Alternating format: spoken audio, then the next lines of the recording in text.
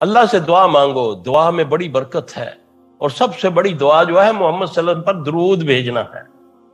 یہ ایسی دعا ہے کہ ہر حالت میں قبول ہوتی ہے۔ اللہ، اور پھر دیکھیں کبھی آپ نے درود کا ترجمہ ہی نہیں سمجھا۔ اللہ کہتا ہے تم میرے نبی پر سلامتی بھیجو، میں تم پر رحمت بھیجوں گا۔ ہے نا کہ جس نے ایک بار درود پڑھا میں نے 10 بار اس پر رحمت بھیجی، 10 گناہ اس کے معاف کیے۔ اور درود کا معنی کیا ہے؟ میں اللہ کو کہہ رہا ہوں، میری اوقات کیا ہے کہ نبی کے لیے دعا مانگوں، لیکن میرے اللہ کا حکم ہے۔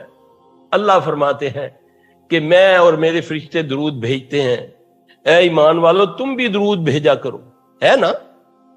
اب میں تو اللہ کو کہہ رہا ہوں، اس میں بھی بڑا لوگوں نے آپ کو دھوکہ دیا ہوا ہے۔ میں نے اللہ کو کہا اللہم صلی علی محمد وعلی آل محمد کما صلیت علی ابراہیم وعلی آل ابراہیم انک حمید مجید۔ اے اللہ تو سلامتی کر محمد صلی اللہ علیہ وسلم پر۔ میں کہہ رہا ہوں یہ بات کیا ظاہر کر رہی ہے؟ ہر کوئی اللہ کا محتاج ہے سلامتی کا، اللہ کے علاوہ۔ اللہم انت السلام و منک السلام تبارکتا یا ذا الجلال والاکرام۔ میں اللہ کو کہہ رہا ہوں نا، تو اللہ کہتا ہے میرے نبی پر سلامتی بھیج، تجھ پر میں رحمت بھیجوں گا۔ ہاں جی، تو درود پڑھا کرو۔ نبی عمر رضی اللہ عنہ کا قول ہے کہ دعا مانگنے سے پہلے پر لگا لیا کرو، 2 پر اول آخر درود شریف پڑھ لیا کرو۔ تو یہ تو توحید کی انتہا ہے۔ جب درود پر میں نے غور کیا، میں نے بولا کہ اللہ مجھے کہہ رہا ہے کہ میرے نبی پر درود بھیجو، فرشتے بھی درود بھیجتے ہیں، اللہ بھی درود بھیجتا ہے۔ میں نے تو اللہ کو کہا کہ اللہ تو سلامتی کر محمد صلی اللہ علیہ وسلم پر، فرشتوں نے بھی اللہ کو کہا، تو نعوذ باللہ اللہ نے کس اللہ کو کہا؟ اللہ بھی تو درود بھیجتا ہے۔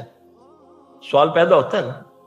اللہ کا درود بھیجنا یہ ہے کہ اللہ اسی وقت نبی علیہ السلام پر رحمت و برکات نازل فرما دیتے ہیں۔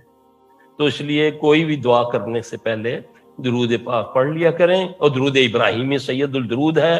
باقی جتنے بعض درود ایسے ہیں جو میڈ ان انڈیا پاکستان کے، جیسے درود تاج، لکھی، ہزاری، تنجینہ، یہ درودوں سے بچو، یہ جعلی درود ہیں، ان سے کچھ نہیں ملے گا۔ ملے گا وہی عمل قبول ہوگا جس پر محمد صلی اللہ علیہ وسلم کی سٹیمپ لگی ہوگی، میڈ ان محمد چلے گا صلی اللہ علیہ وآلہ وسلم۔